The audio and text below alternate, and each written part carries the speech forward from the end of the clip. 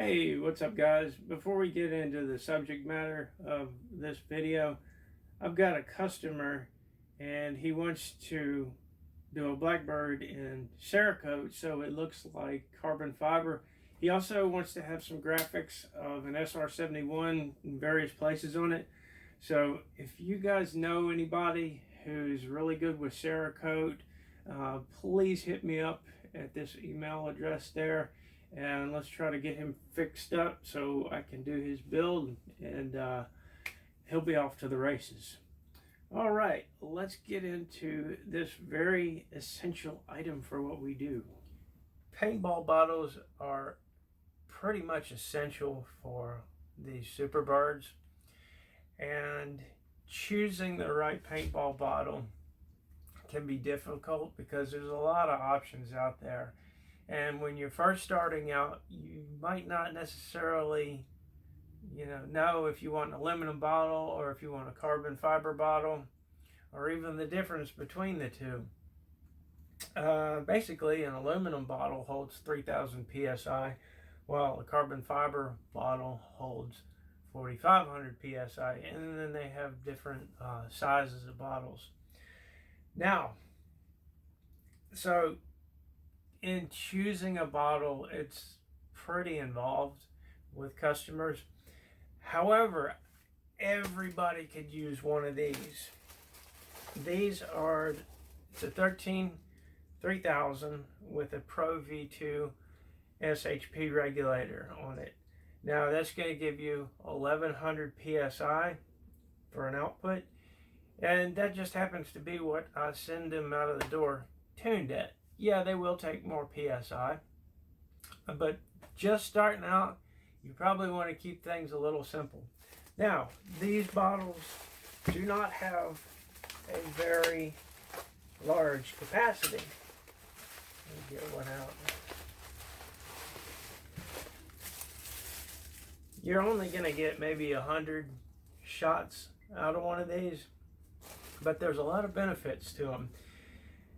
With the aluminum bottles and the carbon fiber bottles, you have to get them hydro tested. I believe it's every 5 years, and if it doesn't pass the hydro test, they'll probably send it back with a couple of holes drilled in it for you. They don't even charge you for that. But yeah, that's just to keep it. That's for safety. And everybody who starts out and gets a pump, you might think, wow, this is cool. I don't need to get my bottles hydro tested. Well, I mean, this stuff right here is just as dangerous as playing around with a firearm. And you certainly don't want to have a mishap with the kind of pressures that we play around with. Now, why a 3000 with the SHP Pro V2 regulator?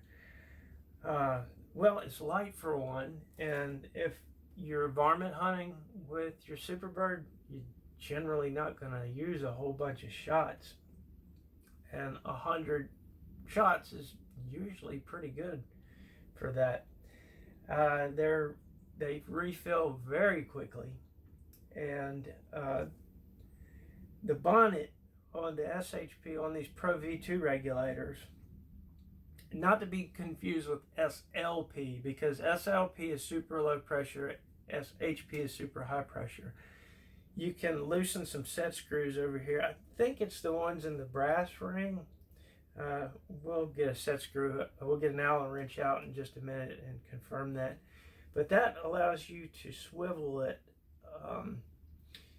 and this part of it will stay in one place. And let me get a Blackbird out and I'll show you why that's good. I don't know of any other regulator that allows you to swivel the bonnet. Here we have the flex regulator, and I think I told you guys that they guaranteed me that these are going to be back, and they're going to start making them again, and I believe he said January or February, so they're coming again, and that's going to be really awesome because this is just hands down the best. However, you cannot swivel this, so when you screw it in, you are pretty much stuck with wherever it lands. And this one It feels like there's a little bit of pressure in here. Let me go release that. Okay, well, what I'm talking about is you got your gauges. Now on this one, on these flex regulators, you have one that shows your pressure on this side of it, and then one of them that shows your tank pressure. But you're pretty much stuck to wherever they land. Now that one kind of happens to land right there where I can see both of them. But if it happened to land here, you know, well, what good is that? Now, you can make adjustments like if with this type of adapter, this shutoff, you can unscrew this a little bit as long as your seals, like the seals right there, it's got the same kind of seals on it, as long as those are in the part that it mates to, you can have it like that. But it will be loose when it's not pressurized. So let's get this off of here and I'll show you what I'm talking about a little bit better with the 13-3000. To allow this to swivel, you loosen the 3 set screws on the brass collar, and then you can move it freely. You need to make sure that there's no air in it first, and if you can't push this button down, there's air in it, and you can hook it up to your hose. Your universal fill adapter is that part with the knob on it that you open and close this with. You can bleed it that way, but we'll go ahead and connect it.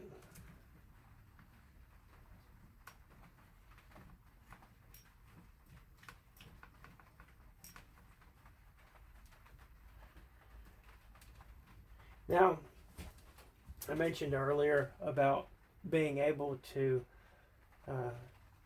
back this out a little bit if your threads aren't lining up with a different type of regulator than the Pro V2. You might think that you can do the same thing with the threads on your regulator, but it's not really a good idea because it messes with the head spacing for whatever is actuating this valve, and in here it's just a pin that this moves up and down. So if you back it off a little bit, it's not going to open your valve nearly as much. And with these, when we're doing 4 or 5K, whatever, you want to get as much air in there as possible, and you don't want to restrict your flow. Okay, now we've got it all the way in there. See, now we can turn our gauge to whatever orientation we would like. And it's also a good idea to keep in mind your fill nipple, because we're about to get into the other really good thing about this bottle, this setup rather. Scuba tanks aren't regulated, and it's pretty common for us to want a bigger air supply, and you can tether to a scuba tank with these, but since the scuba tank's not regulated, you need a feasible way to regulate it before the air gets into your magazine. That's why I like these little tiny bottles so much, one reason. Because if you wanted to tether to a scuba tank, this in effect turns into your regulator, and your scuba tank just continuously fills this bottle as you shoot. Now, a couple of things about tethering to keep in mind. They have 4,500 psi scuba tank bottles nowadays. This is only rated for 3,000 psi. So if you hooked a 4,500 psi scuba tank that is full up to this bottle, you would be way over the rated pressure for this bottle. Now, if you had 3,000 psi or less, that would be okay. How well do you trust your gauges? Now, I've got just a standard scuba tank. Bought it many years ago. It was like a couple $100, and it's just a big aluminum one. And they take what's called a fill station. You can find these on eBay for like 25 bucks. And the 4,500 psi takes something like this. These are a little more expensive. I don't have a 4,500 psi scuba tank, so I don't really know a whole lot about that. And the way you connect to this is with, it's called a fill whip. And it's basically, they've got a coil type, a micro bore, and then they have steel braided fill whips. Don't go with the micro bore because you're not going to be able to fill, you're not going to be able to keep up filling this when you're shooting it at extreme fire rates. The steel braided hoses, they're nice. They're not flexible. Well, they're flexible, but they don't give you the versatility that, say, a coil hose would.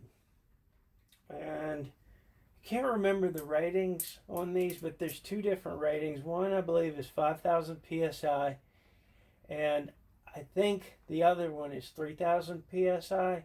So if you have a 4,500 psi scuba tank, you really need to be aware of your hose's capacity, because you don't want this thing busting and then whipping around like nobody's business. Good luck to getting the valve on your scuba tank with this thing spinning around. So you can see the benefit of having one of these. They're not that expensive relatively to the carbon fiber stuff, and they're extremely handy. I wanted to have something on hand for people who I do builds for. Then I figured this would be perfect because I don't have to worry about the hydro date. For you guys who purchase carbon fiber and aluminum, bigger aluminum bottles from me, I appreciate your patience because I ordered directly from Ninja, and that gives you the freshest hydro date, and I'm not sitting on a whole bunch of inventory that's every day, you know, getting closer and closer to the next hydro test where you have to send it off. But anyway, you can see here's a 90, and if you could only have one bottle starting out, it's like, well, you got to think about where your air is coming from. If you're going to get a pump, you might not necessarily need a huge bottle like this. These are really, you know, not fun connecting directly to the magazine. I like the 68 for that. I want to try a 50. 50 is like same diameter, but it's like a ball. I really want to try one of those. So someday I'll do that. But just in general, you can't go wrong with this. And it's going to be something that you continue to come back to throughout your entire relationship you have with your Superbird. When I first started, I got the whole 9 yards. I got Jaws Max to do me a nice 2K build with all the whistles and bells, and went out and bought a scuba tank, and not too long after that I got one of the compressors that Emerald Air was selling. It was like the first affordable compressor that you could get, and it was still like $1,000. But yeah, I was really antsy, and I wanted everything, and I wanted everything then. I probably used my scuba tank like 3 times. So going back to this, it doesn't give you much capacity. That's the only downside. But if you shoot your Superbird, you're gonna come back to it many, many, many, many times. You'll get a lot of use out of it for relatively an inexpensive price compared to bigger carbon fiber bottles. Alright guys, later.